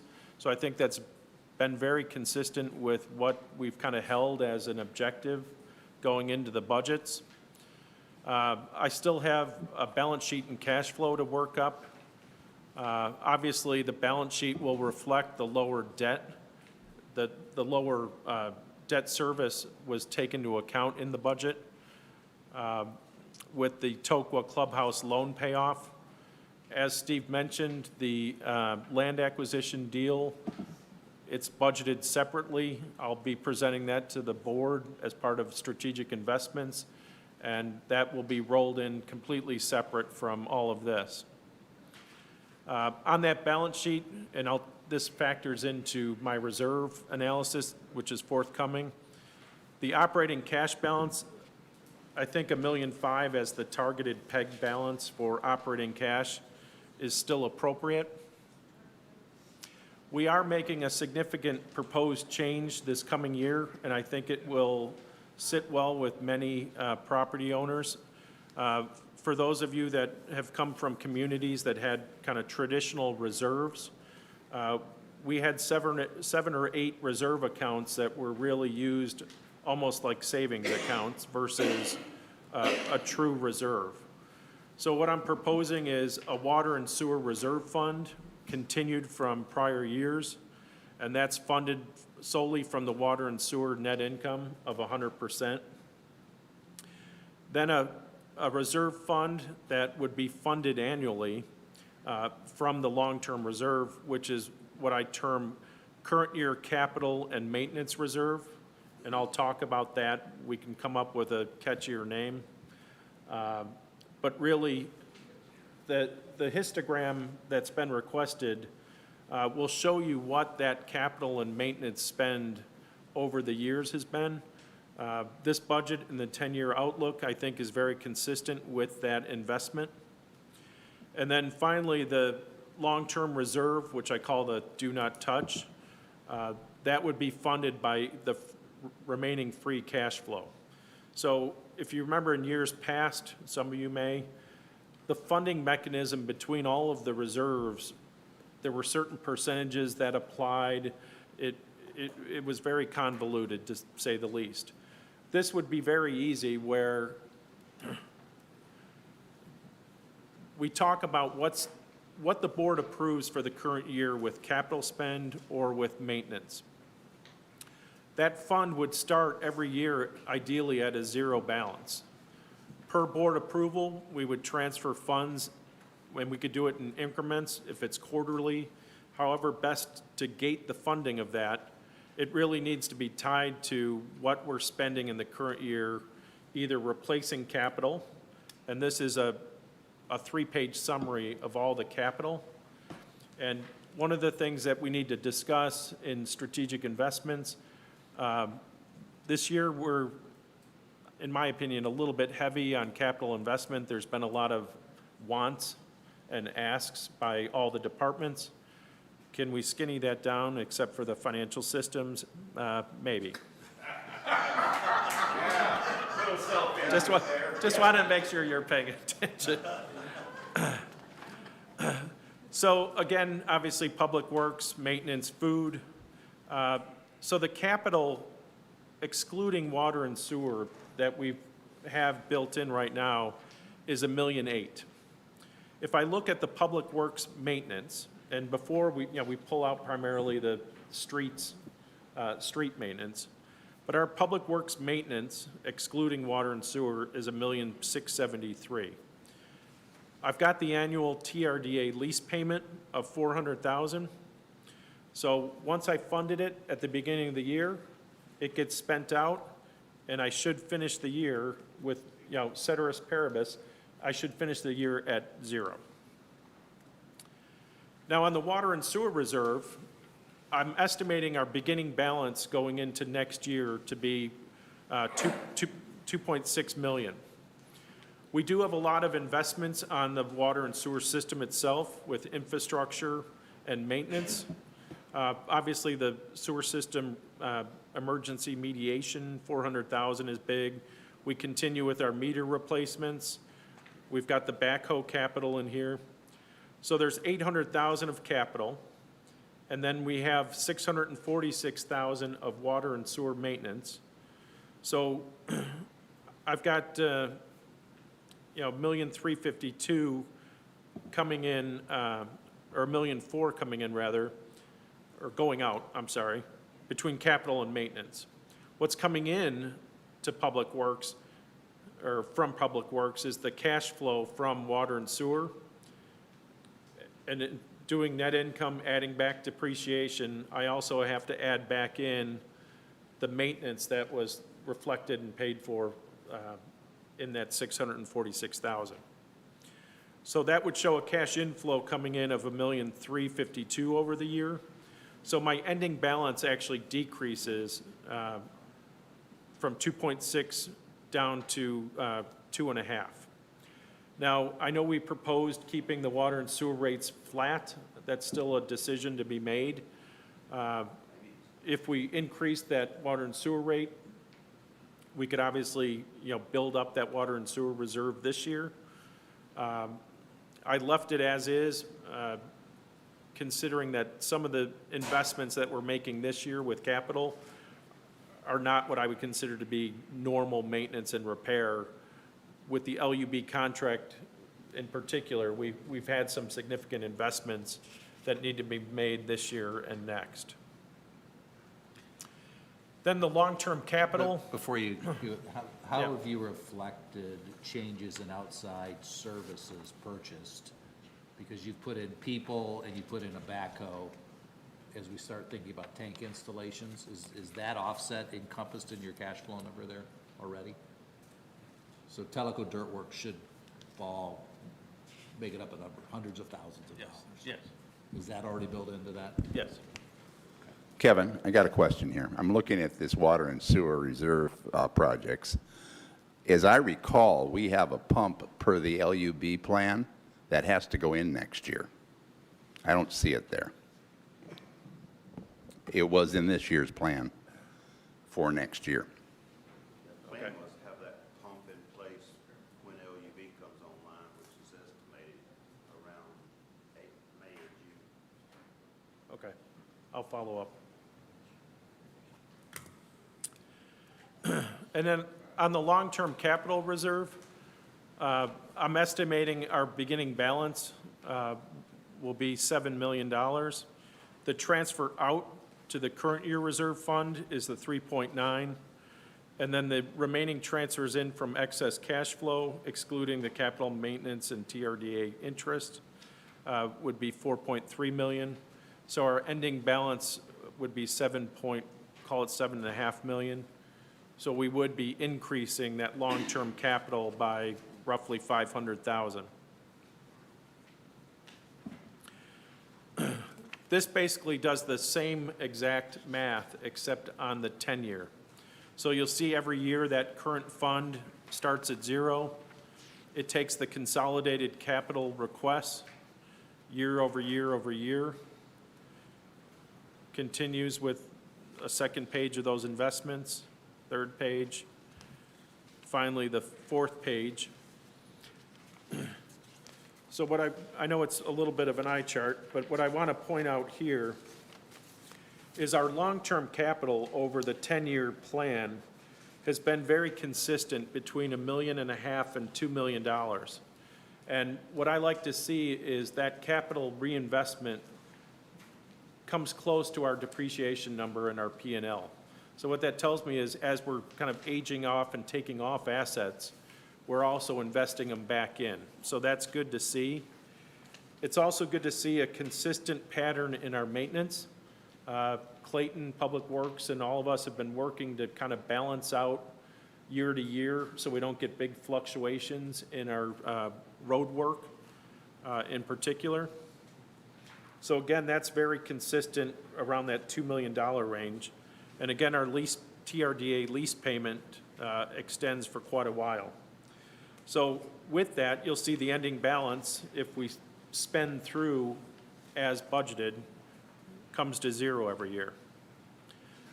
The water and sewer long-term reserve continues to grow, not at a huge rate, but we pick up, $400,000 or $500,000 every single year. And again, that maintenance spend is very consistent. We'll know more and be able to refine that with some of our preventative maintenance as we get a lot of that analysis completed. And then finally, on the long-term reserves, we finished 2022 at $7.5 million. 23, we go up to 7.7, 8.3. By 2025, we passed the 9 million threshold. And then, obviously, the longer you go out, we need to refine our capital spend, but we continue to grow from there. Just a comment, then I think as we think about this, the one exception I think that the FAC would take to the do not touch, and I understand why you call it that, but in reserve planning processes, part of what we believe the study should lay out for us is by year, as we think about this same activity, what are the expenditures and the investments that should be taking place to truly fund a reserve program? And using a simple example, at some point this building will need a roof. We would identify that in a reserve process, and that's going to be in a given year. You're going to say, okay, I want to have however much money it takes to replace this roof sitting in the reserves to be expended in that year. As we watch this ever growing, it's sort of like putting our money in the bank and not touching it. The purpose of a reserve is inherently to spend it when you need it and to make sure it's there when you need it. So as we think about this process, no argument with the math is completed, but I think part of what we want that study to help us encompass is reserves will go up and down depending upon the investments that you make and the ultimate expenditures that you have to have in place in given years to replace things on their designated replacement cycle. Yes, I agree 100%, Brad. And the way I envision that it would work is that study would inform what we budget in maintenance for building, just like we use the, PSAC's projected road maintenance for asphalt. That gives us a pretty good idea by neighborhood what needs to be addressed in a particular year. We could definitely take that study and every year drop it. Expand it to all broad assets. Drop it in and make sure that the maintenance that we are, that planning, that study tells us to have, we could have that built directly into the budgets. Kevin, I have a question for you.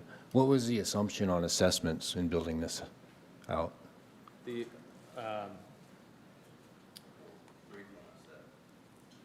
no, no, I have to go back and look, Marty.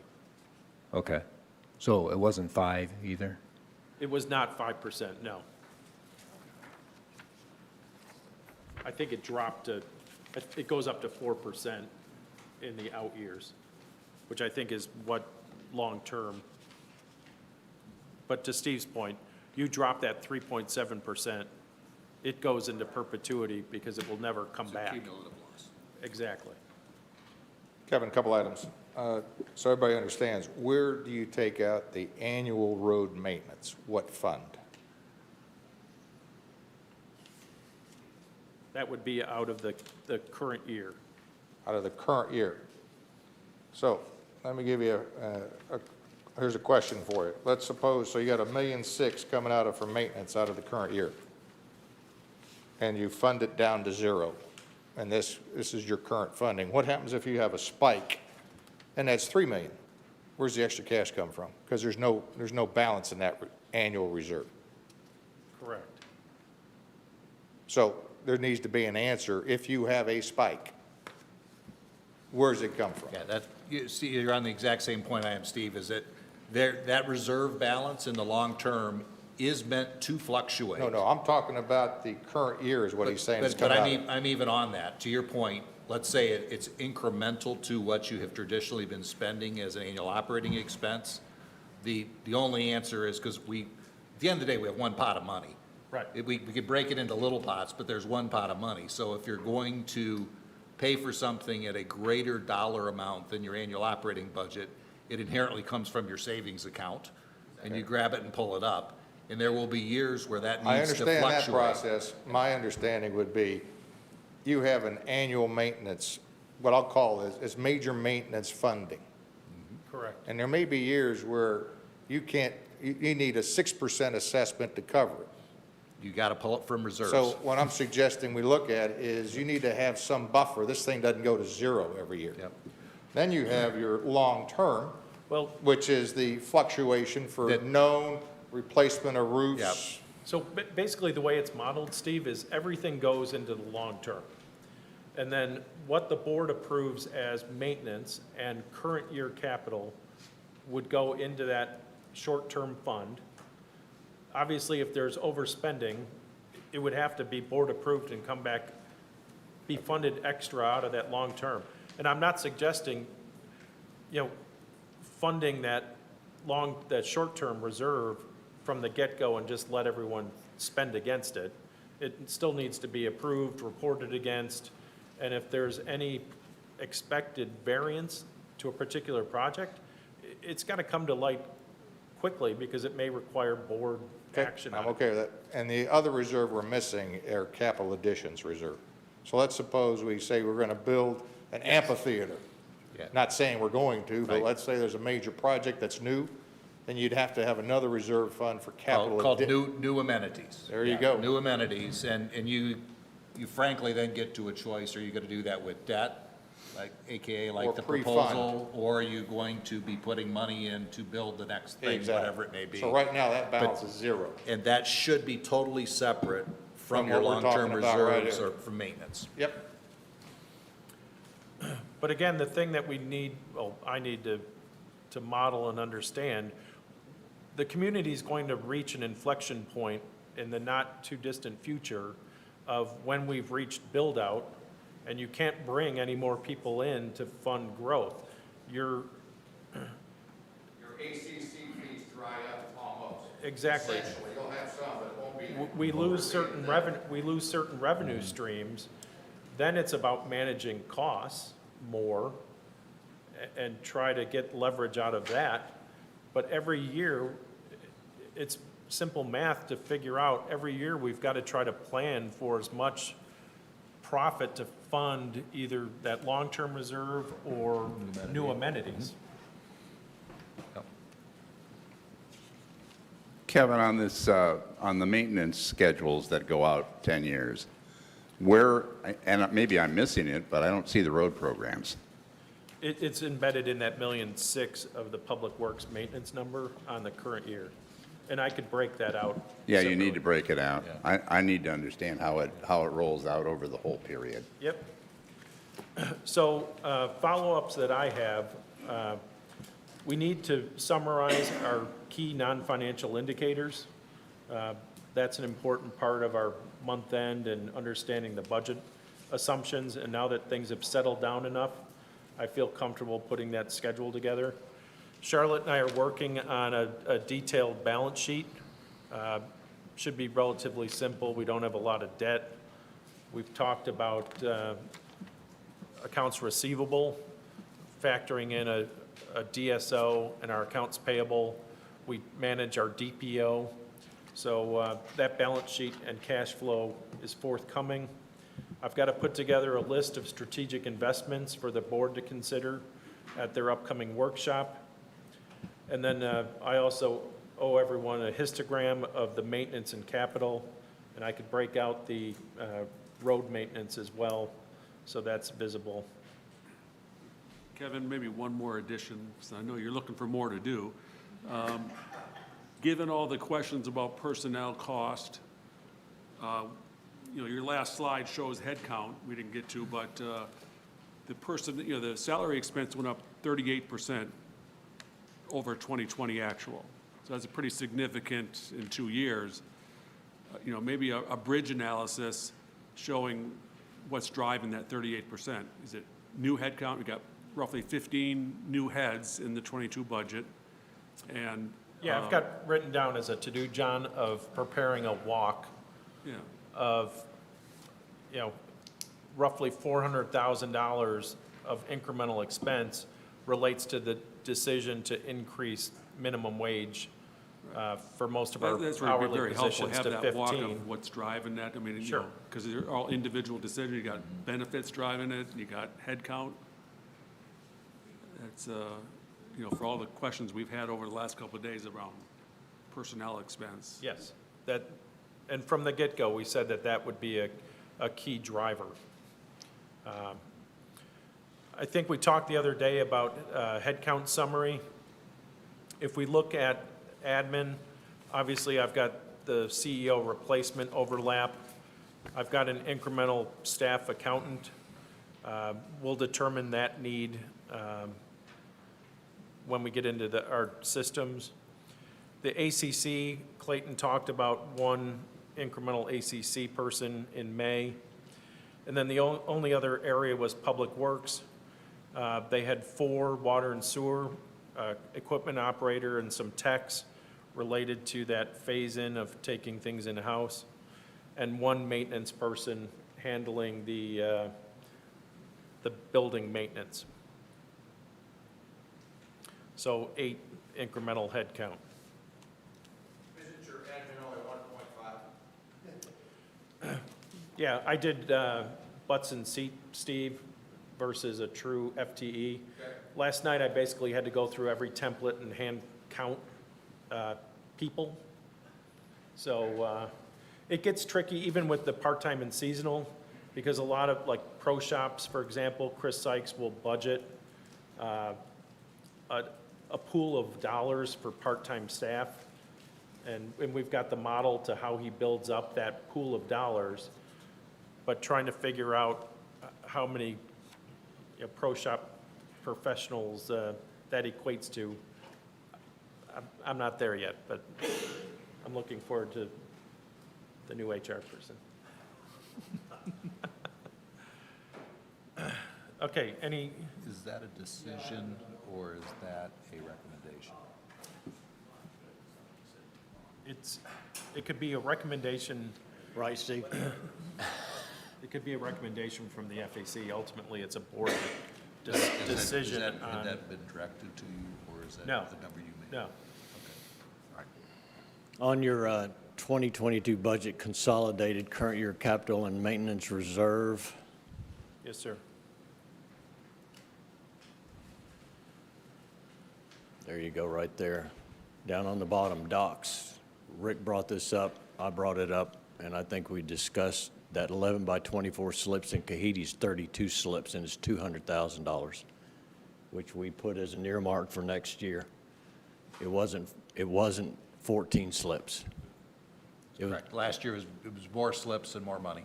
right, yeah. Yeah, Steve had pointed that out as well. So, Okay, good deal. Yep, I will look into that.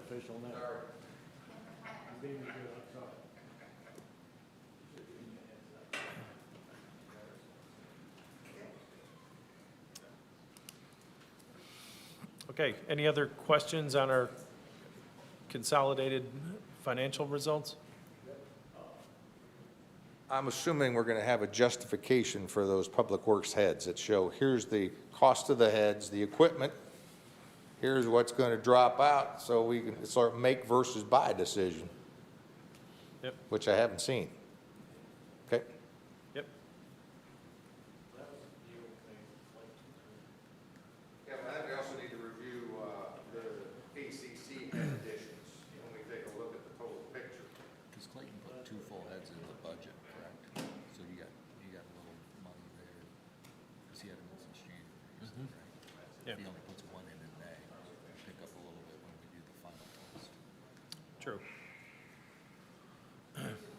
The other thing that I can factor in, which I have not done yet, is if there's any hiring lag on new we don't have that many new positions, but I think given the labor market, there's probably going to be a lot of turnover next year, and that usually generates a month or 2 of open positions, so.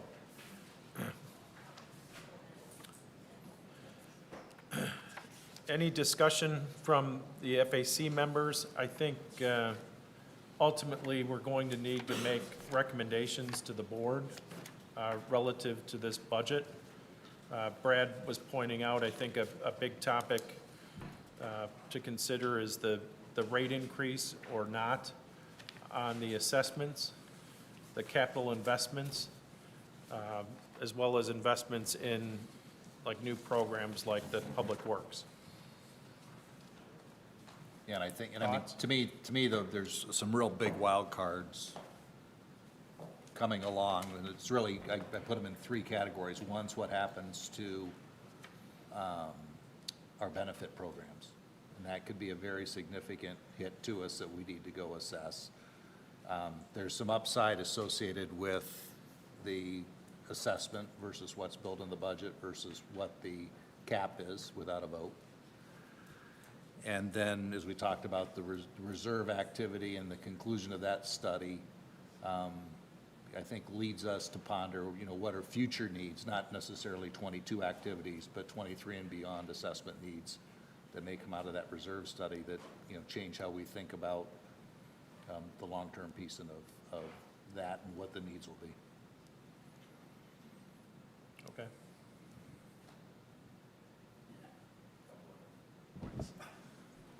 When will the FAC have their recommendations to the board?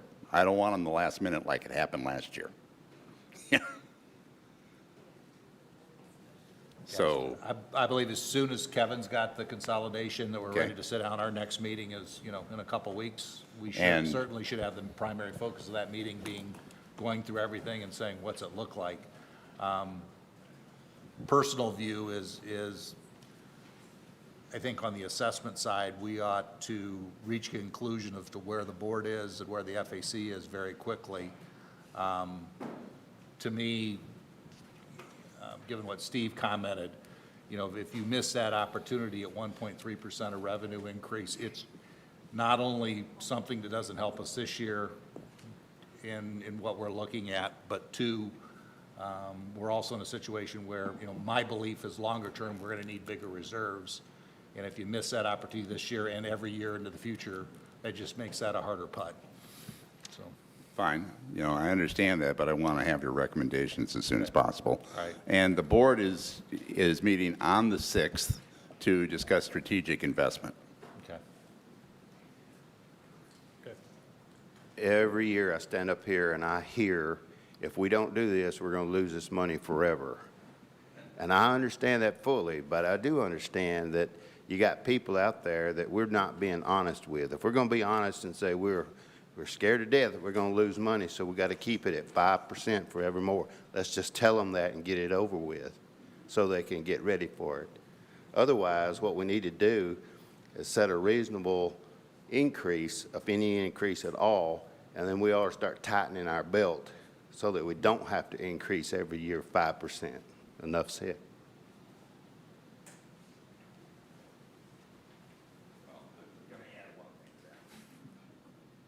When we did the major investments in 2019, we told the village that we had to rebuild our reserves. And we said we would do 5% for the next 4 to 5 years, period. We didn't say it was going to be forever.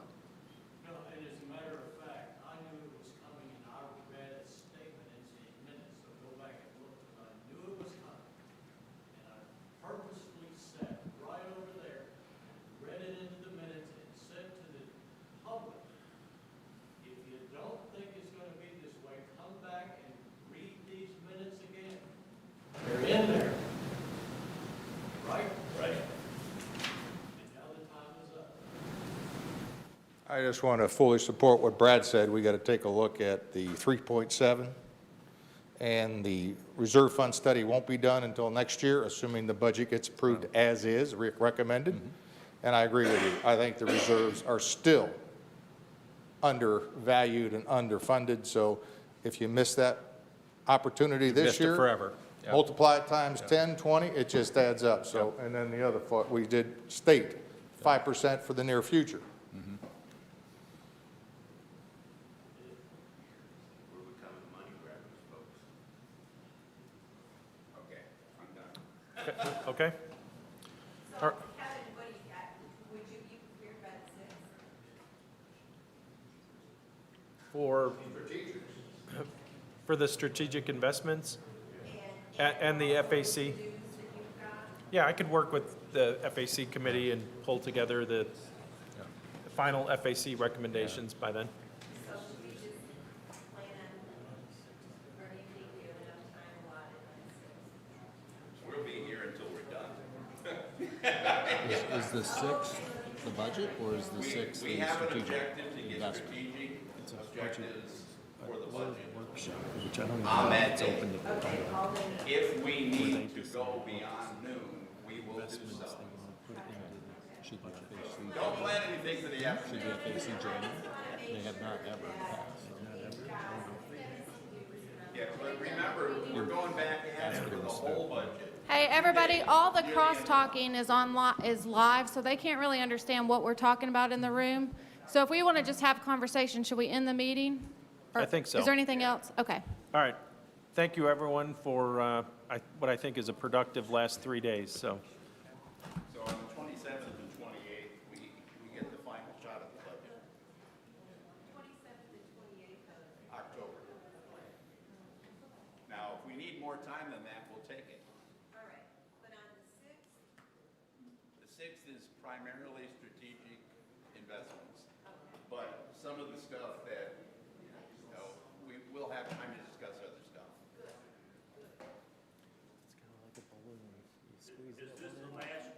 Oh, is this? No, every meeting is public.